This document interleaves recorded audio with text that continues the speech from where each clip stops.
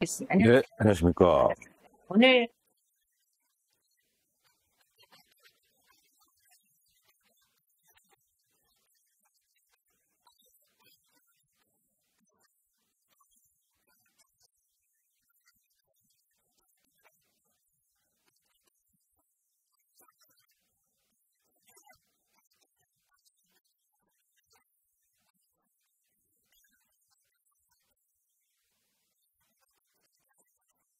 뭐, 영화 촬영하고, 뭐, 글 쓰고, 보고서 쓰고 하느라고, 네. 어떻게 시간이 지나는지 잘 모르겠어요. 그렇죠. 네.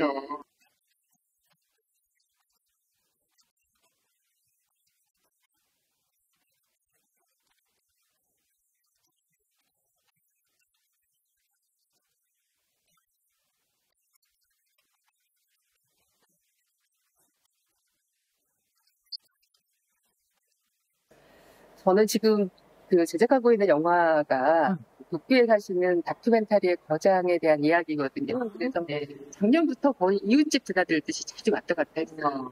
그렇구나. 네. 그립습니다.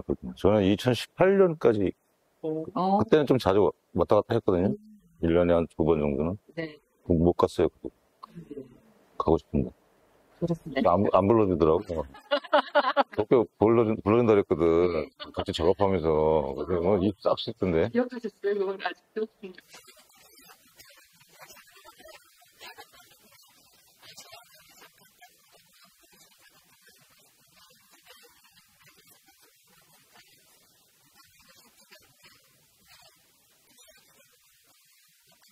네, 저는 일본은 쭉 홋카이도부터 오키나와까지 여러 번 갔었고, 또 저희 집 애들이 일본 매니아예요. 그래서 가족 여행도 일본으로 많이 갔어요.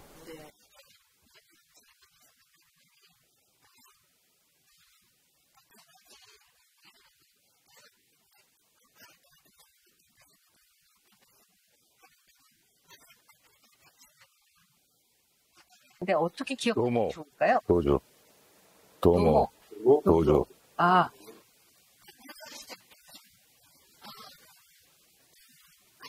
도모 아리가또. 따르죠. 그런 거구나. 도모, 도저. 그 두 마디 가지고 일본 여행을 계속 하신대요. 대단하지 않아요? 네. 그래서 그 사모님이 네. 남편이 일본어 되게 잘하는 거예요.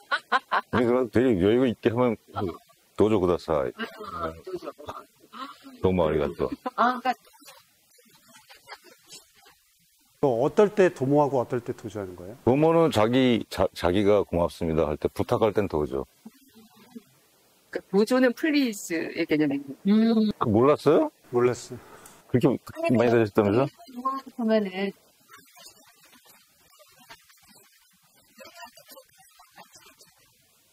근데 저 같은 경우는 오히려 일본 가면 자동적으로 스미마생을 스미마생. 많이 하게 되는 것 같아요. 근데 어느 날 생각해보면 내가 이렇게 죄송할 일인가? 싶을 때가 좀 있거든요. 왜냐하면 중국 같은 경우는 죄송합니다라는 말이 잘 안 해요. 상이 지나칠 정도로 안 해요. 내가 죄송합니다 하면 뭔가 자기의 잘못을 인정하는 것처럼 되잖아요. 네. 일본에 가면 너무 지나치게 내가 죄송하고 뭔가 이렇게 엎드리는 저자세가 되는 그런 느낌. 도모도조보다 스미마생 많이 쓰는 것 같아요. 그래서 사람들이 그런 얘기 하잖아요. 일본 갔다가 오려면 스미마생 1000번에 올 수 있다.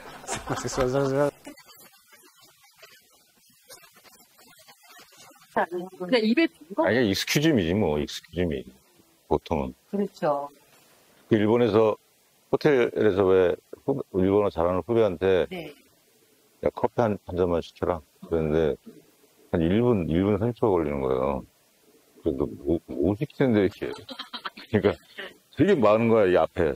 지금 이 시간에 이런 게 될지, 안 될지는 모르겠습니다만은, 뭐, 이런 부탁을 해도 될지, 뭐, 이렇게 막, 수요가 많아.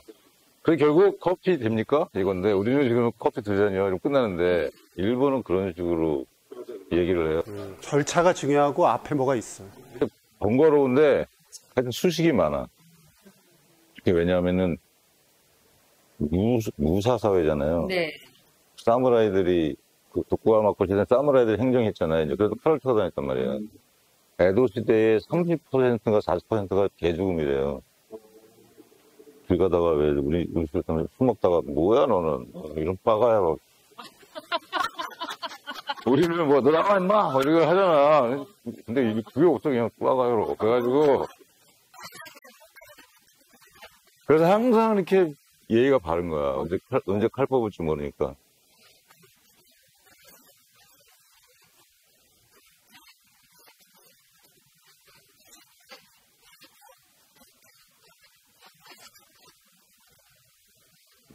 많이 나오죠, 도쿄가. 도쿄. 세계적인 도시지, 뭐, 도쿄. 그렇죠. 그래가지고, 이상하게 그 서양 사람들은, 아까 말씀하신 것처럼 이렇게 우습게 보는 식으로 생각하는 것도 있지만, 굉장히 도쿄를 리스펙트 하잖아요.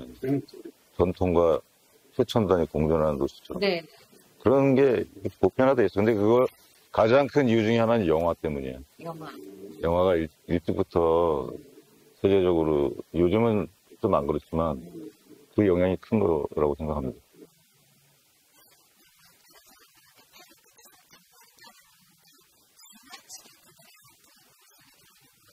그 교육에 있잖아요.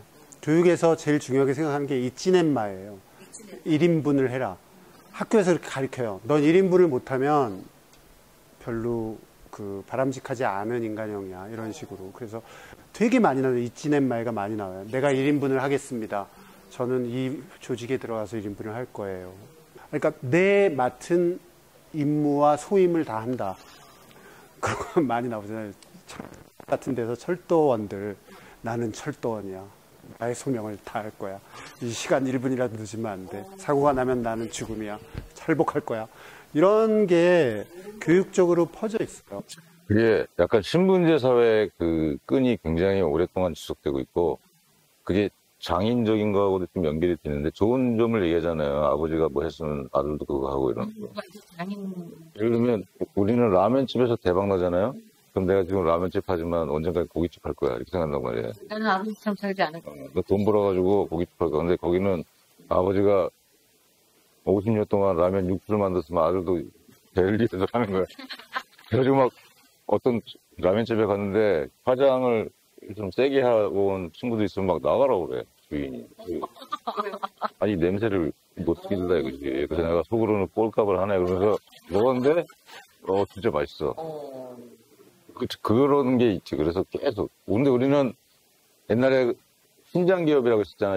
그 개그맨이 하던 프로 장사 안 되는 집에 가가지고 훈련시켜가지고 하잖아요. 그럼 대박 나잖아. 근데 그 1년 뒤에 가보면 다시 원상복귀 돼 있어. 근데 일본은 그게 일본에서 베낀 거거든요. 일본은 다시 가도 똑같아요. 그걸 하는 거야. 근데 우리는 다 그런 마음이 있는 거지. 라면집 하니까 빨리 다음 스텝으로 가고 싶어. 이런. 그런 전통을 존중하고 아버지가 하던 거를 물려받아서 한다. 그런 자부심, 내 역할을 한다는 것도 있지만 오래 하다 보면 부동산 가격이 올라간대.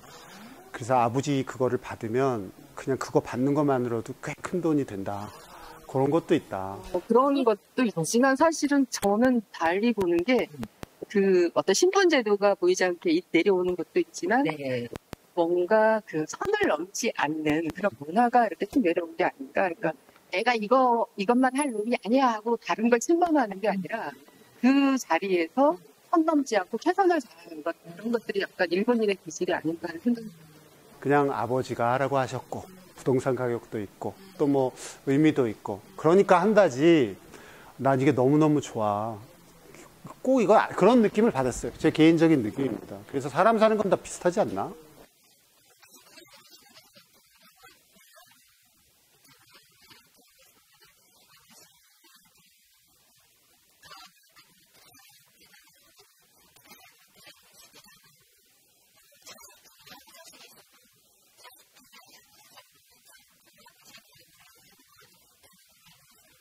내면화돼 있는 거예요. 가스라이팅 당해가지고.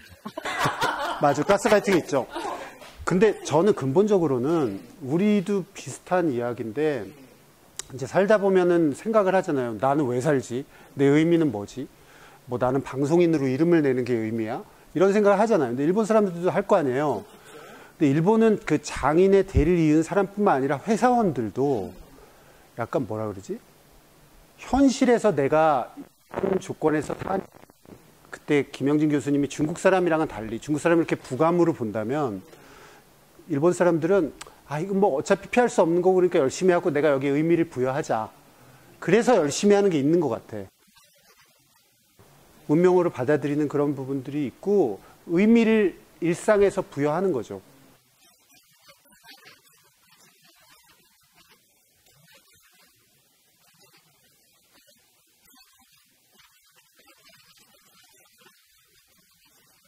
그러니까 일본에 가면 한국 사람들, 중국 사람들이 많이 범하는 그 실수가 왜 식당 같은 데 들어가면 우리는 그냥 자리 찾아서 딱 들어가잖아요.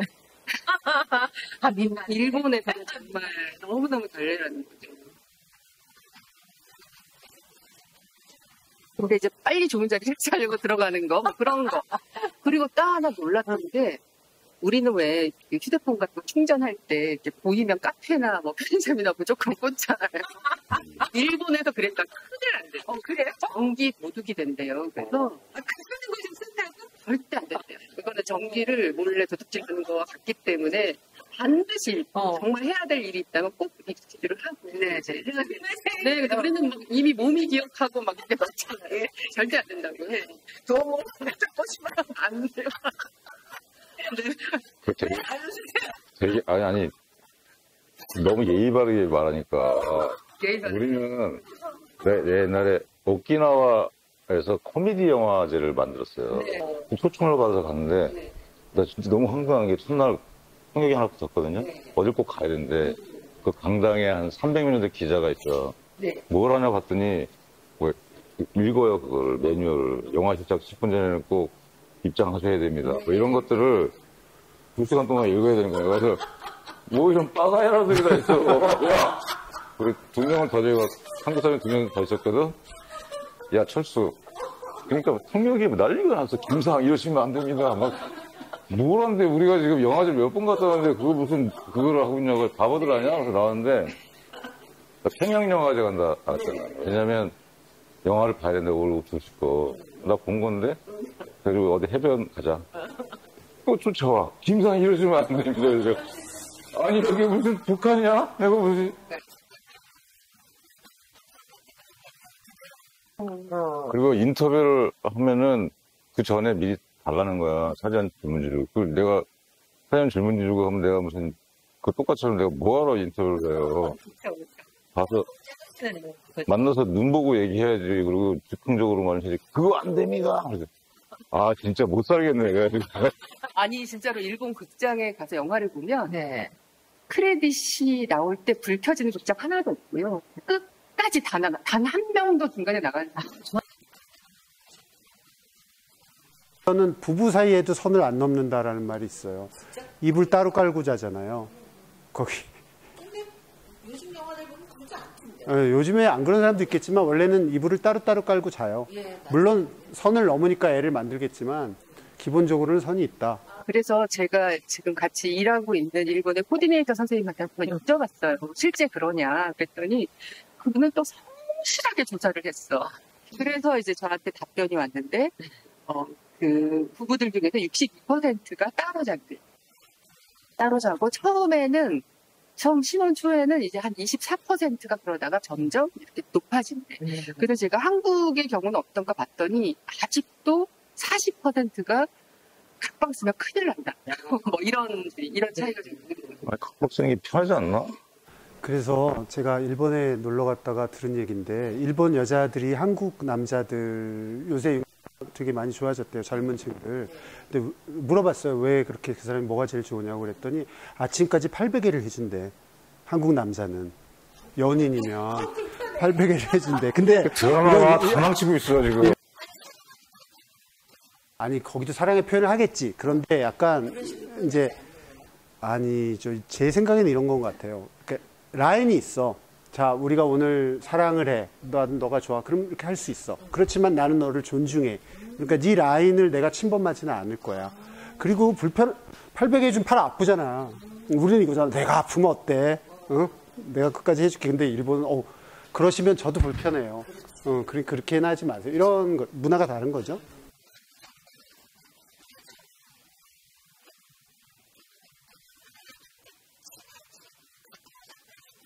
그렇죠, 그렇죠. 그렇죠, 그렇죠. 결혼은 했어. 그게 핵심이야.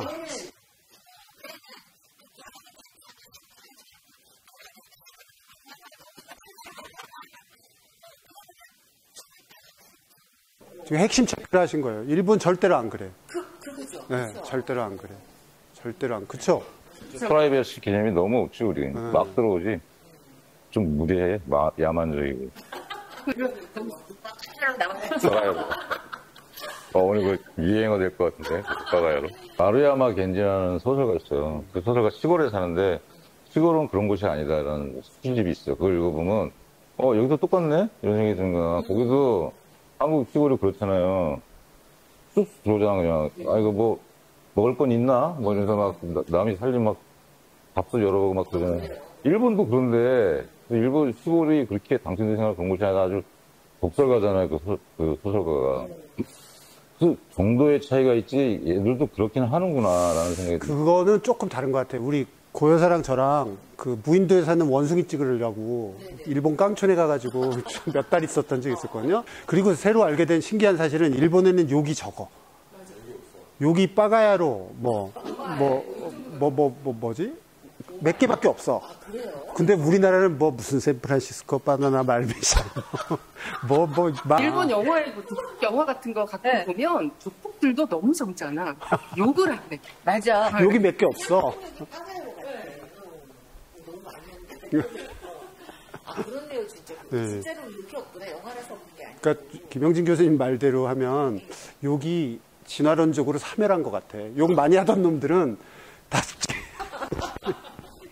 성질을 못 내는 거지. 아니, 내 아는 일본 후배가 약간 도라이인데, 이마무라 쇼헤이라는 감독을 존경해가지고, 이마무라 쇼헤이 영화학교로 갔어요. 또라이잖아. 존경하면 되지. 그걸 또 학교를 가가지고, 몇십 년을 있었어. 일본 사람이야. 외모도 비슷해. 근데 얘는 항상, 부산 사나이인데 너무 막 센 거야. 그래서 내가 물어봤어. 얘 맨날 화내도 괜찮냐? He is always angry래. 난이 세는 줄 알았는데, 어디가 항상 톤이 높아. 일본 사람이 다 맞춰줘. 일본은 그런 건 있어. 그런 사람이 별로 없기 때문에. 인정할 건 또 인정해주고. 저거 성격 안 좋다. 그러면 맞춰줘요. 이게 잘하나 보다. 이래가지고. 근데 한국은 평소에 이렇게 순한 양처럼 있다가도 한 소맥 10잔만 맞으면 폭력적으로 변해. 너 나 무시하는 거야? 막 이러면서. 근데 한국은 평소에는 막 그러다 대통령하고 막 그러는데 일본은 안 그래.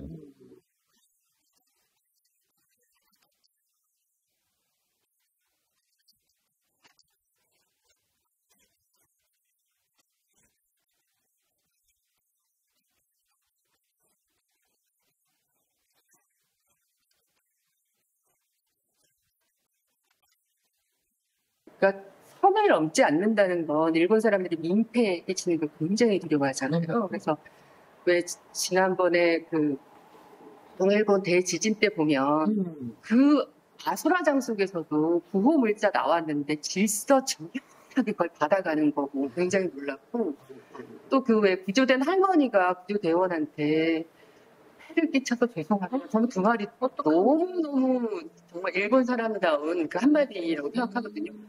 예를 들면 중국 같은 경우 스촨 대지진이 있었잖아요. 그때 구조될 때 사람들과 너무 달라. 혹은 거수경례하는 소년이 아주 영웅이 되기도 했거든요. 구조대원한테 거수경례를 한 거예요. 이런 순간에 그 민족성이 드러나는구나. 근데 그 할머니의 그 멘트는 뭔가 질서정연하지만 좀 불행하다고 할까요?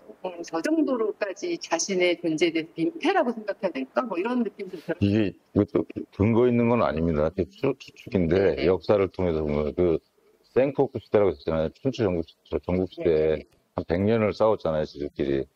그때 보면 배신에 아주 끝도 없거든요. 근데 독구와 막부가 시작되면서 이동도 못하게 했어요. 이동도 못해, 그 사람들이. 그리고 그 신분제 철저히 그 귀착을 시켜놓고 그것만 하라고 한 게 한 200 몇십 년을 한 거란 말이에요. 그러니까 사람들이 내면화되어 있는 거야. 왜냐하면 약간의 사회에 약간 인간들과의 관계 약간의 역동성이 주어지면 언제 뒤에서 뭐 위에 내면화되어 있어. 그래서 그 신분제 질서가 엄청 강고하고 그리고 또 천재지변이 많잖아요. 지진이나 이런 것들은 인간이 어떻게 할 수 있는 게 아니잖아요. 그래가지고 그게 또 내면화돼 있어요. 그래서 뭐 도쿄에 호텔에 있다가 막 흔들려 그런다. 이거 어떻게 이제 내려가야 되나 이거. 근데 멍청해 아무도 안 나요. 그게 왜 그러지? TV 보면은 계속 이게 나오잖아요. 지진 그 감도가. 근데 얘들은 안 무섭나? 그 정도는 별거 아닌 거야. 이렇게 흔들리는 정도는. 근데 굉장히 그 내면화돼 있는 것 같아. 그런 체념이나 뭐 이런 것들, 단념. 체념보단 단념. 근거 없는 얘기입니다. 왜 이렇게 부부 간에도 선이 있고, 이렇게 선을 넘지 않는 사회인가 가만히 생각해보면, 마음의 부담을 굉장히 두려워하는 것 같아요. 이를테면 제가 이제 일본에 촬영을 갈 때는 어떤 선물 같은 걸 준비해 가는데, 그러니까 갑이 나가는 거를 절대 하면 안 돼. 오히려 너무 좋은 걸 주면 그 사람이 내내 그거에 대해서 불편해하는 거죠. 근데 아마도 그런 어떤 그 마음의 빛 이런 거를 좀 두려워하는 그거 거지 않나. 내가 체험했어. 중국 사람이랑 일본 사람한테 똑같이 선물을 한 달 간격으로 받았어. 네. 무슨 빼빼로 3개를 싸가지고 과자도 한 통도 아니고 빼빼로를 뜯어가지고 3개 뭐 몇 개 그래 준 거예요. 중국은 옥 세트를 받았어. 옥 세트. 야, 어떻게 이렇게 다르지? 근데 맞는 것 같아. 중국은 내가 이 선물을 해서 나를 정확하게 박애시키겠다고 고맙지 이거고, 일본은 요만큼의 마음의 빛도 전장한테 무슨 네, 그런 차이인 것 같아요. 그러니까 어떻게 보면 좋아하시는 용어 있잖아요. 너무 피곤해. 뭐 선물을 줄 때도 너무 피곤하고 내가 이 행동을 하는 게 혹시 얘한테 폐가 되지는 않을까. 나는 좋은 의도로 했지만 얘가 또 기분 나빠하진 않을까. 피곤해. 부담스러워하지 않을까. 너무 생각하게 봐. 근데 저는 그렇게 예의 바르고 그렇게 어떤 뭐 부부간에도 남편한테 하는 태도 그리고 그 선을 넘지 않게 노력하면서도 저는 목을 푸니까 목을 또 깜짝 놀랐어요. 노천탕 같은 데 가면은 분명히 선을 넘지 않는 거니까. 탕이 좀 꽤 있죠. 많죠. 시골에 가면 많아요. 아니 심지어 욕관에 갔는데 욕관에서 어제는 분명히 남편이었거든요. 거기가 무시고 갔는데 오늘은 여편이야. 그 자리가. 그게 이제 물의 양기와 음기를 바꿔서 중화시킨다는 의미가 깔려 있을 거예요. 그리고 실제로 그렇게 하면은요 냄새가 안 나요. 남자들은 왜 늙은이들은 호레비 냄새 난다 그러잖아. 여자들도 생리를 하기 때문에 냄새가 나요. 그런데 그거를 섞으면 냄새가 더 청소 많이 해서 그런지 진짜로 그런지는 모르겠어. 명확하게 오행에 따른 양기와 음기를 이제 섞는 하여튼 그런 그런 거죠. 얘기를 들었어요, 저도. 그리고 몸에 대해서 우리랑 관점이 틀리잖아요. 다르죠. 거기는. 다르죠. 거기 몸에 대해서는 거의 서양식이잖아요. 보면 우리는 몸을 감춰야 될 거로 생각하고 그 성 같은 것도 굉장히 안 하는 쪽으로 이렇게 생각하잖아. 남녀 출세 부동석 이런 게 있잖아요. 유교적인. 일본은 그게 없잖아요. 유교 영향 전혀 안 받았고. 맞아요. 그 몸에 대해서 이게 이 짐승적인 거 있잖아요. 인간의 짐승적인 거. 그거에 대해서 굉장히 긍정적이야. 일본은.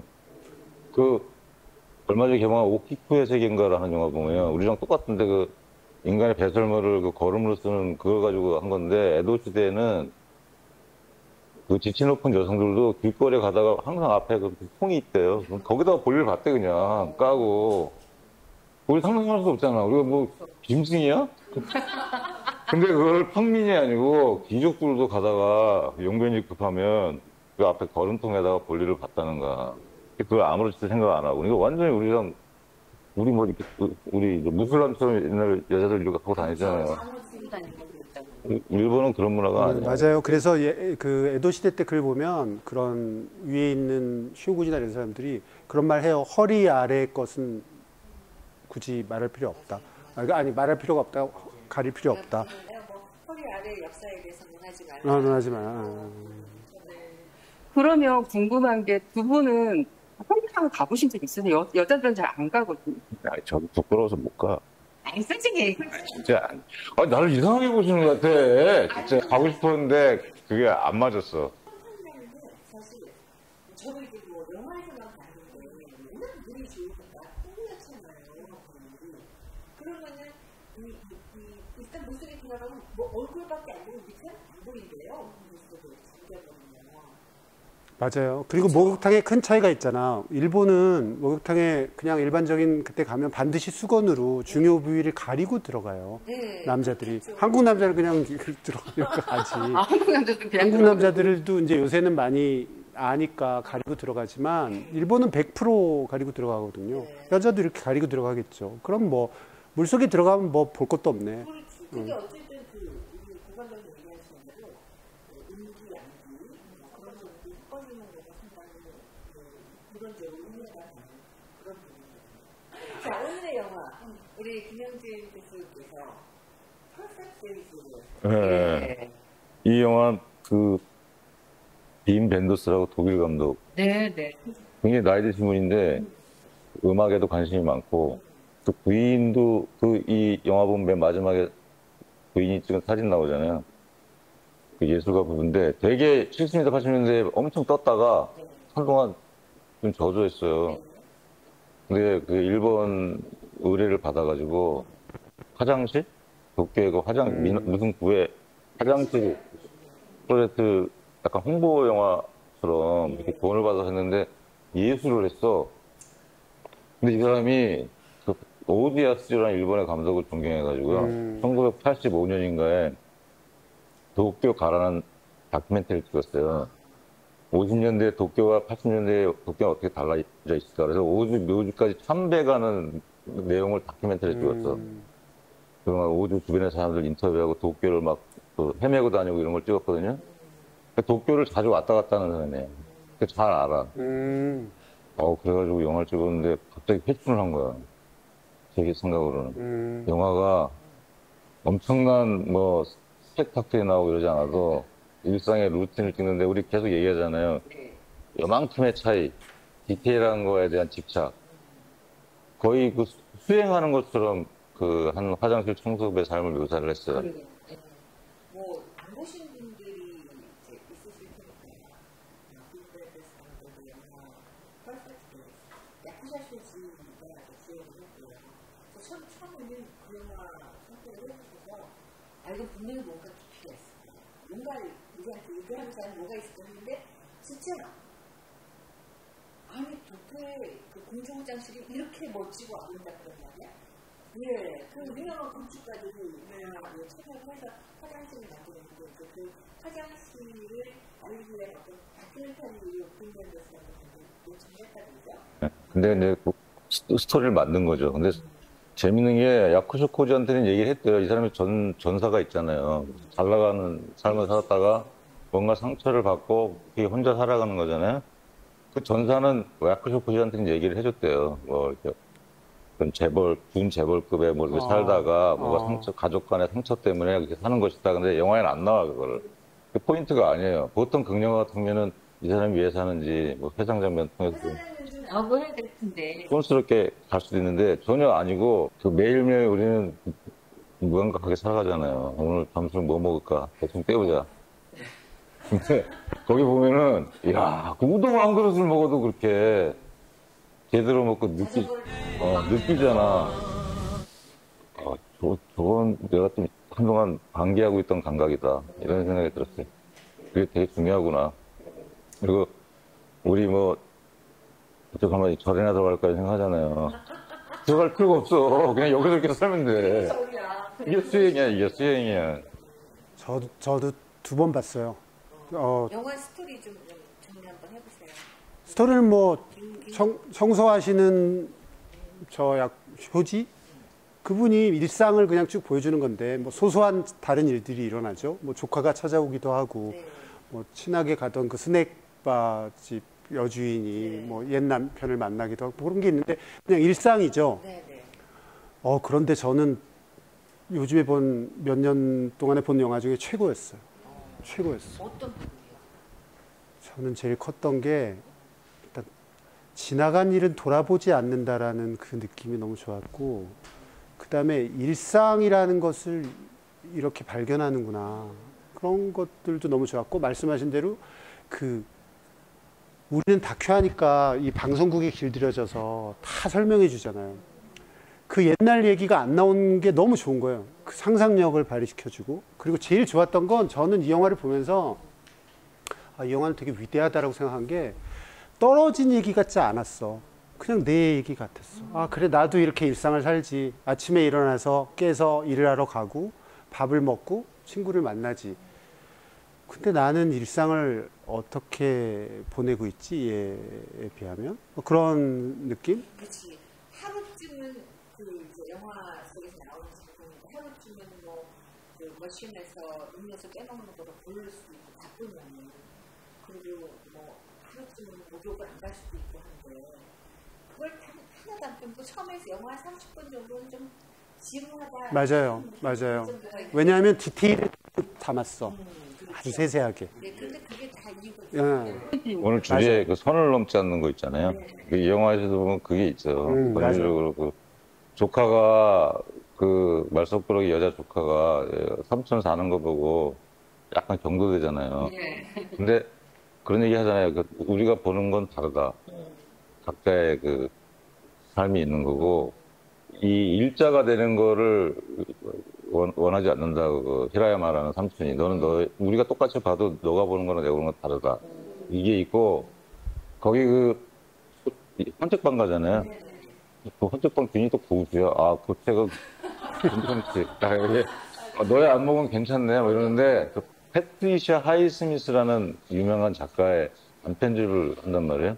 근데 그 단편집의 내용에 그 끔찍한 내용이 있는 걸 다룬 자기 자전적인 엄마랑 되게 안 좋았어요. 그 패트리샤 하이스미스는 가족 간의 상처로 인해 가지고 굉장히 끔찍한 일이 벌어지는 그 내용을 담은 소설이 있는 그 단편집이거든요. 그거가 이제 모티브인데 결국 건드리지 않고 끝나잖아요. 다시 데려가고 그 여동생이 와가지고 말하려고 그러잖아.